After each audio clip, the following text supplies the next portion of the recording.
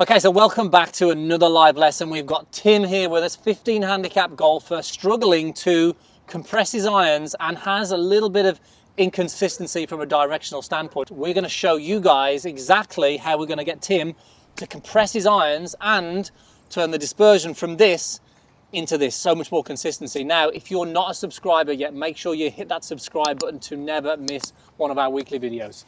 I love how he's put me under a load of pressure here, Tim. Straight out the gate. That's pretty good. So what we can see from this, we love the golf swing, loads of power, baseball player.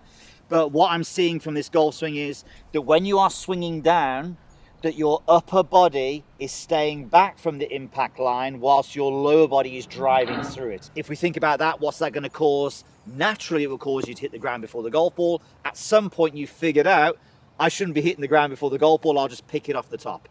And that's why you thin it a lot. That's why you top the odd fairway metal, I would say, as well. And it's also why the dispersion's all over the place. Another side note on this is if we look at the down the line view, we can actually see that Tim is aiming a long way to the left. So we need to explain that first of all and understand what is going on here.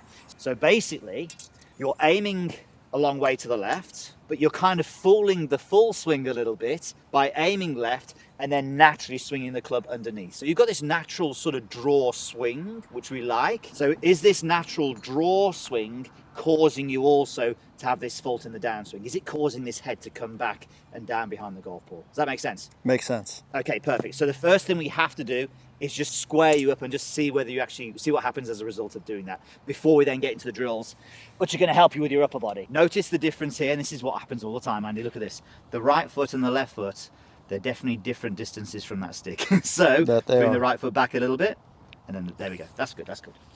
It's going to feel like you're aiming miles right. So yeah, have a look at the target. Does that feel miles right? It looks like my shoulder's aiming directly at the target instead of being kind of parallel to it. Okay, well that's actually not too bad then. That's not too far off. Let's just get you hitting a few shots from there. Okay. Oh, there you go, just got to aim properly. That's all it is. You just ripped it straight on the target. The strange thing about this is that most golfers aren't thinking about their aim, but because the fact that you aim left forces you to swing more right, forces you to do more of this. So we're actually trying to almost just force you not to have to do these things. Oh, good enough. It's amazing, isn't it? The most natural thing to happen in your golf swing isn't actually happening, which is hitting the ground before the golf. Yeah. Nice. Still a little thin. Yeah, it's still clean, isn't it? Great golf shot. Yeah, I mean, I'll take that. 4.7 degrees to the right on that path. That's what we're probably going to see more of, definitely. And just one quick thing here. Now, this is just so important for the viewers and you, Tim, really, that what Piers has talked about with your compression, about, you know, getting the upper body doing it, there's no way that you could have really done that from your old alignment. It just wouldn't have worked because it would have screwed your consistency of direction up. Okay. So the alignment has to happen first, because if you'd have changed the other stuff, it'd have screwed the direction up. That's a beautiful golf shot.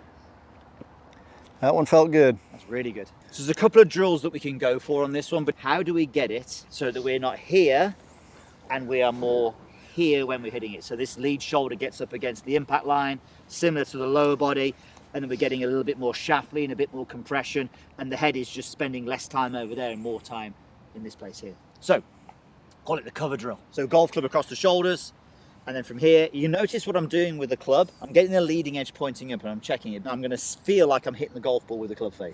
Okay, so I go into my normal setup, I do a back swing. Now we know that your swing from here would be lower body drive, upper body stays back. The club never gets to the ball. It's like the club, it never gets to the golf ball.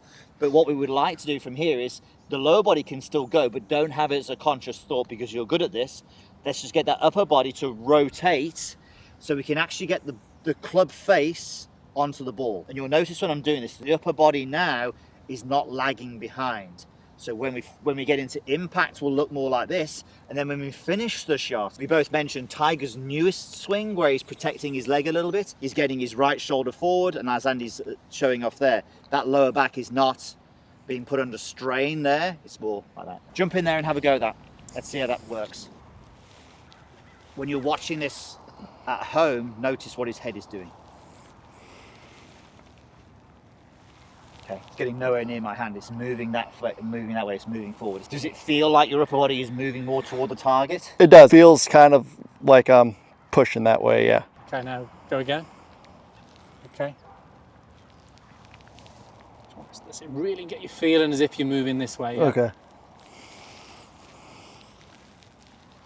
There you go, that's it. Now you see how you're really now feeling as if Yeah. you're moving over here, yeah? Yeah. Let's just have some swings now where you have that same feel. That was great. Oh, what was that? Yeah, I know. Turf Was that interaction. divot? Turf interaction. And was it after the ball as Yeah. well? Yes. So what I'm going to do, I'm going to get our ball striker towel in there, and I'm going to get you hitting this off a very small tee, like it would just be off the ground still. That one felt good. Yeah, it was good, wasn't it? Felt more to the center of the club. Yeah, nice. Good. Still on the clean side, aren't they? They're still, yeah, a little Yeah, a clean. little thin still. So here's what I would say. If you have this as your pattern and you say, well, we don't get to practice too much, you only need 20 balls doing this. 20 balls, one shot, 5 of these, and then a shot. 5 of these, and then a shot. And before you know it, you've done a great workout, you've really worked at it, and you've probably had really high quality when it comes to doing the drill. This is definitely a drill I will be working on at home Yeah. to feel like I'm covering the ball. And Perfect. Now have a practice swing. There you go. There we go. That's exactly what we wanted to see. Because if the ball was lit here, you'd have absolutely compressed the crap out of that. That would have been perfect. yeah, Oh, that was a better noise, wasn't it? it was. A little behind it, but Maybe a little bit behind, yeah. Our shot. Good. So let's have these practice swings to the side. The drill's taking shape. We know we're going to do that a lot. So let's just have like a practice swing here, hit the ground, and then move into the shot. ooh. So just a quick one on that one, because sometimes you can cheat. So Yeah, I felt like I threw my hands yeah. down So on it. so there was more of a Yeah. let's just hit the ground there with this, as opposed to hit the ground by opening out the body.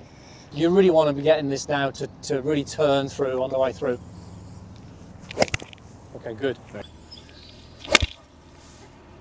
Good. Hold it there. So you can see now he's definitely much more balanced on that left leg without you sort of leaning back so much. It's a lot more dynamic through the ball. Really nice. So good. And we've still got good height as well on these. It's still good height. So that's plus 100 feet, no question. Yeah. How's about if we actually got you just introducing a bit of a turning of your peak on your cap, and let's see if we can get the head and the shoulder to turn more towards the target a bit earlier. Okay. I'm mindful of how we go through this, because I'm mindful of what generally happens when we do this with a turning of the head, is that actually we can sometimes catch it a little bit cleaner, but I just want to see if it's going to help the head advance more than anything. So I've got to be careful with this drill. And you don't have to go at full speed. Remember, Yeah, take it out. Yeah, take the it out. faster you go, the more your old pattern will come in. Yeah. The slower you go, it gives room for the new thoughts and new patterns to start to take over. Very nice. Beautiful. Best swing you've done today. How did that feel, Tim? Because that was the best quality swing you've done today. It felt good off the club. And then with my head being here, I definitely lost where it was going. But I'll take your word for it that it looked good. So So I'll tell you what you have to do. All you have to do is when you do turn your head, just make sure you look at the flag. Because that's where it's going. So let's get this lot out of the way. So we'll get this out of the way. We're now going to test how good you are aiming consistently, making Okay. sure you don't mess that up. I mean, that noise was phenomenal. Is that a divot? a little bit. Best one. That's the best strike you've hit today. A little slower if you can. Let's see if we can crunch it. Okay. Oh, the noise! Okay. The noise! Really, really nice. I mean, we can. That was best That one. one felt good for sure. Best one. Still really nice. So good. So good. I mean, let's look at the difference here. We can just see, obviously we know the alignment is good, but if we look actually at the difference with that impact line, we can now see that the lead shoulder is getting to the impact line, whereas it was short before, and we can see that the head is actually rotated a little bit more. Great job. Thank you, guys. Really good. Well done, Tim. Guys, if you want to go through the exact system that we've taken Tim through, check out Pure Your Irons, clicking right there, and don't forget to download the Me and My Golf app. Thanks again, and we'll see you soon.